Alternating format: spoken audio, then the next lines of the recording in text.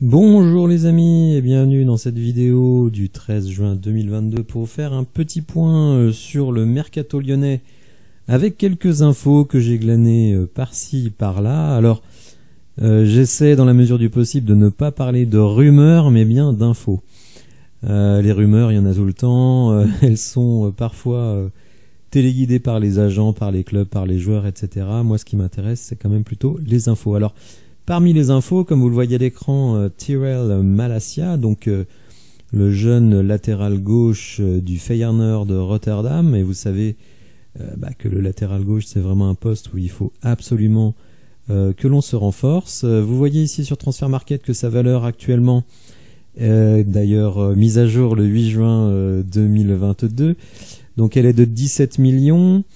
Apparemment, le Feyenoord, sachant que Lyon est très intéressé, en demande 20 et Lyon en veut en donner 10. Alors, comme on connaît un petit peu la manière de fonctionner de l'OL, on peut penser qu'il partira à 13-14 avec des bonus et une éventuelle, un éventuel intéressement sur la plus-value. Bon, le joueur, je le connais assez peu. Bon, j'ai regardé quelques vidéos. Et j'ai vu, on va dire de manière pas très intéressée, ces matchs face à l'Olympique de Marseille. Bon, visiblement, il a fait forte impression à tout le monde. Ce qui est intéressant, c'est de constater que c'est vraiment un joueur de très petite taille, 1m69, on n'en voit plus beaucoup aujourd'hui. Alors, je suppose qu'il est extrêmement rapide. En tout cas, bon, c'est un joueur qui est très très réclamé par l'OL. Et l'info, c'est qu'il a visité les installations du club. Alors, ça ne veut pas dire qu'il va signer, mais en tout cas que cette piste est tout à fait sérieuse et que lui semble vraiment intéressé. Deuxième info sur Johan Le Penant. Bon, ça fait un petit moment qu'on parle de lui, mais j'ai entendu son agent qui confirme que Le Penant va signer dans les prochains jours un contrat de 5 ans avec l'OL, qu'il se dit extrêmement motivé. Il était aussi pisté par l'Olympique de Marseille et par quelques clubs à l'étranger, mais apparemment il voulait rester en France.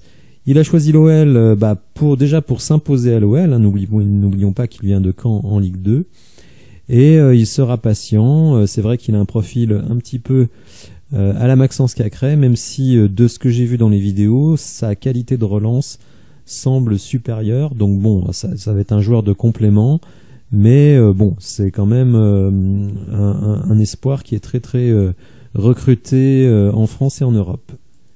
Troisième info qui là va sans doute décevoir beaucoup de supporters lyonnais, c'est Paqueta. Alors Paqueta veut partir, hein.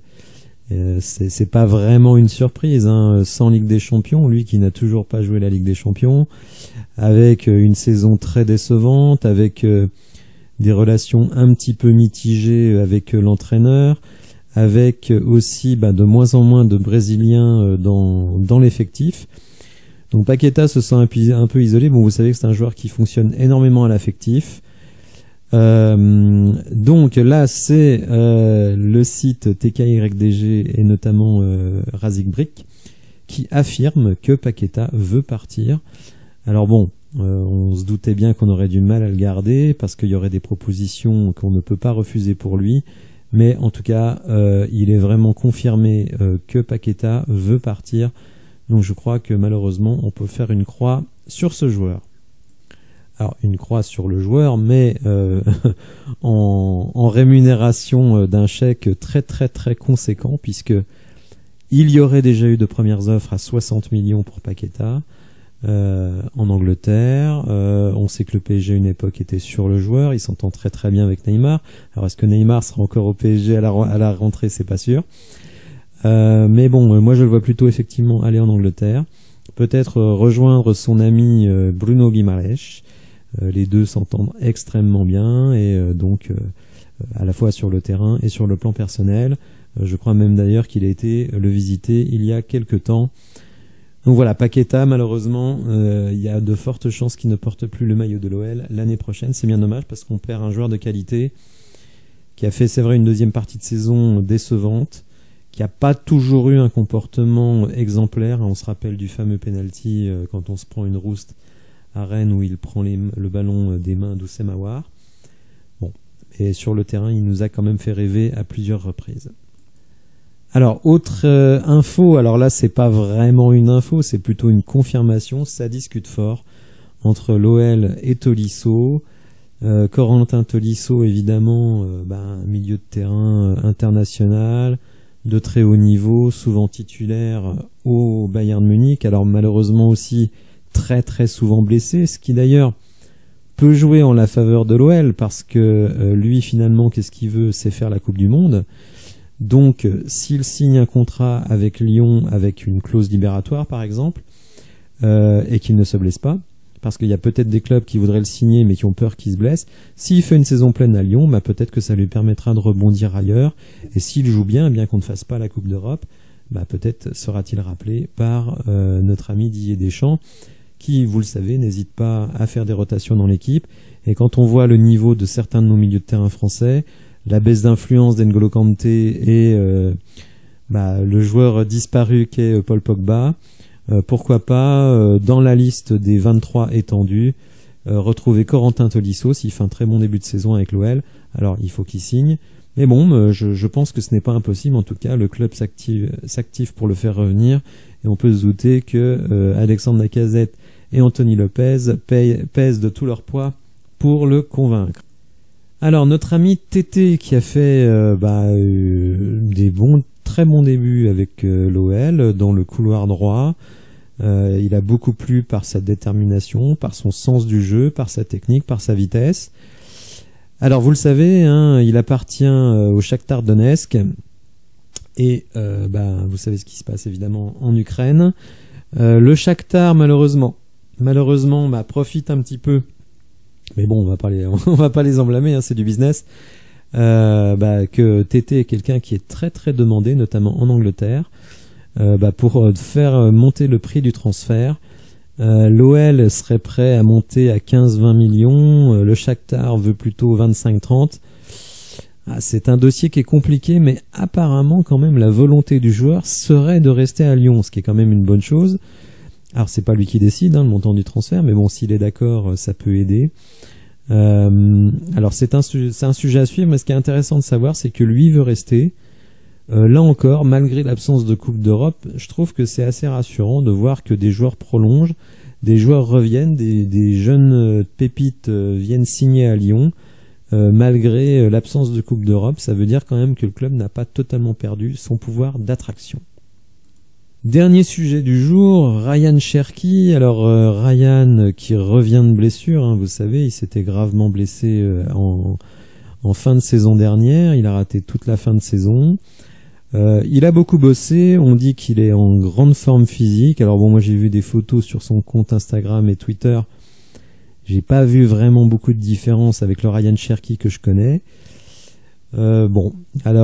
Actuellement, vous le savez, il est en contrat jusqu'en 2023. Donc pour l'OL, c'est simple, soit vous le prolongez, soit vous le transférez. Ça, c'est très très clair. C'est un joueur qui est coté entre, on va dire, 15 et 20 millions sur le marché des transferts. Un peu comme Moussa Dembélé, même si évidemment c'est pas le même contexte vu que lui c'est un joueur formé à Lyon et qui est un très très jeune joueur, donc c'est vraiment un potentiel. Dembélé c'est un joueur référencé. Si vous ne pouvez pas le prolonger, vous êtes obligé de le transférer. Donc apparemment c'est un dossier qui tient énormément à cœur à Jean-Michel Aulas, qui a rencontré Ryan et sa famille, qui est assez optimiste pour le faire prolonger.